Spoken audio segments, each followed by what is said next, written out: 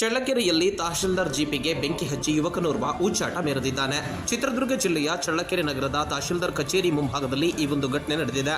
ಚಳ್ಳಕೆರೆ ನಗರದ ಗಾಂಧಿನಗರ ನಿವಾಸಿ ಪೃಥ್ವಿರಾಜ್ ಈ ಒಂದು ಉಚ್ಚಾಟವನ್ನು ಮೆರೆದಂತಹ ಯುವಕ ತಹಶೀಲ್ದಾರ್ ರೆಹಾನ್ ಪಾಷಾ ಅವರ ಜೀಪಿಗೆ ಬೆಂಕಿ ಹಚ್ಚಿದ್ದು ದೊಡ್ಡ ದುರಂತವೊಂದು ಕ್ಷಣಮಾತ್ರದಲ್ಲಿ ತಪ್ಪಿದಂತಾಗಿದೆ. ಚಳ್ಳಕೆರೆ ಪೊಲೀಸರು ಈ ಒಂದು ಯುವಕನನ್ನ ವಶಕ್ಕೆ ಪಡೆದಿದ್ದಾರೆ. ಇನ್ನು ಚಳ್ಳಕೆರೆ ಪೊಲೀಸರ ವಿರುದ್ಧ ಈಗಾಗಲೇ ಯುವಕ ದೌರ್ಜನ್ಯ ನಡೆಸಿದ್ದಾರೆ ಎಂದು ಆರೋಪಿಸಿ ವಿಧಾನಸೌಧದ ಮುಂಭಾಗ ಬೈಕಿಗೆ ಕೂಡ ಬೆಂಕಿ ಹಚ್ಚಿದ್ದ. ಇದೀಗ ತಹಶೀಲ್ದಾರ್ ಜೀಪಿಗೆ ಬೆಂಕಿ ಹಚ್ಚಿ ಉಚ್ಚಾಟವನ್ನು ಮೆರೆದಿದ್ದಾನೆ. ಆದರೆ ಈಗಾಗಲೇ ಈ ಸಂಬಂಧವಾಗಿ ಯುವಕ ಪೃಥ್ವಿರಾಜ್ನನ್ನ ಚಳ್ಳಕೆರೆ ಪೊಲೀಸರು ವಶಕ್ಕೆ ಪಡೆದು ವಿಚಾರಣೆ ನಡೆಸುತ್ತಿದ್ದಾರೆ.